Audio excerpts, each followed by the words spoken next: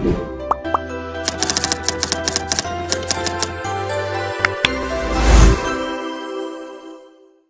الرحمن الرحیم نحمدہ ونصلی علی رسولہ الکریم اما بعد۔ جانور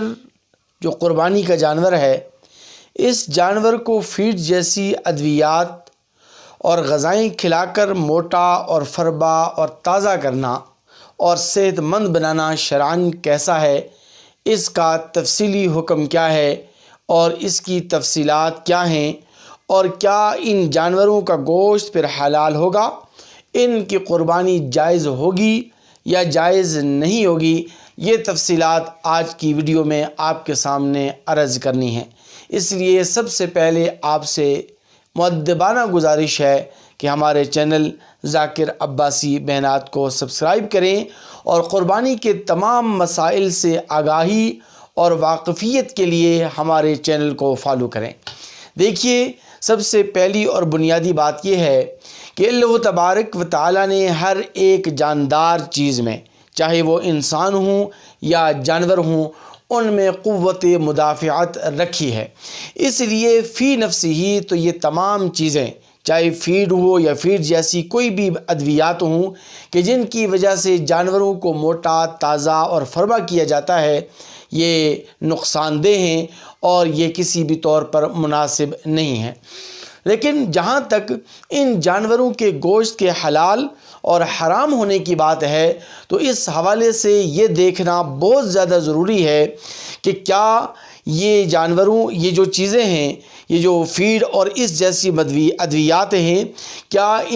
ان کے جو مضر اثرات ہیں اور ان کا جو نتیجہ ہے وہ کیا نکلتا ہے۔ پھر اگر ان فیڈ جیسی ادویات کی غذاؤں سے ان جانوروں کے معدے پر کیا اثر پڑتا ہے، اور پھر یہ دیکھنا بھی بہت زیادہ ضروری ہے کہ کیا جانوروں کے معدے انہی ادویات کی وجہ سے متاثر ہو رہے ہیں یا پھر ان کا کوئی اور سبب ہے، اور پھر اگر ان ادویات کے استعمال کی وجہ سے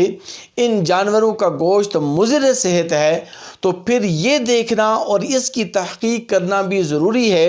کہ کیا ان جانوروں کا گوشت انہی ادویات کی وجہ سے مضر اور نقصان دہ بنا ہے یا پھر اس کا کوئی اور سبب ہے۔ اور اسی طرح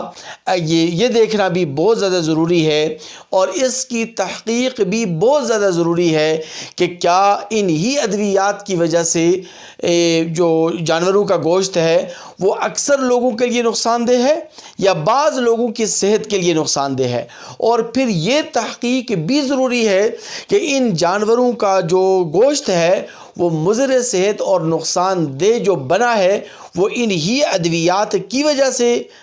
نقصان دہ بنا ہے اور مضر صحت بنا ہے یا پھر اس کا کوئی اور سبب ہے۔ تو جب تک ان تمام باتوں کی تحقیق نہ ہو جائے، اس وقت تک ان جانوروں کے گوشت کے حرام ہونے کا حکم نہیں لگایا جا سکتا اور ان جانوروں کے گوشت کو حرام قرار نہیں دیا جا سکتا۔ ان جانوروں کا گوشت حلال ہی رہے گا۔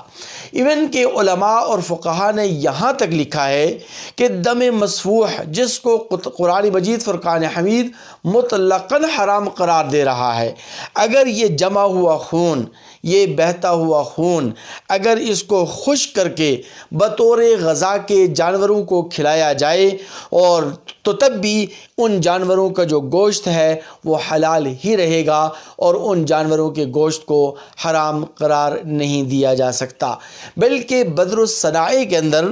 یہاں ایک جزیہ لکھا ہے کہ اگر خنزیرنی، جس کو قرآن مجید فرقان حمید مطلقاً حرام اور ناجائز اور نجس قرار دے رہا ہے، وہ اگر خنزیرنی کا دودھ بکری کے بچے کو پلایا جائے اور بکری کے بچے کی پرورش اس سے ہو جائے، تو اس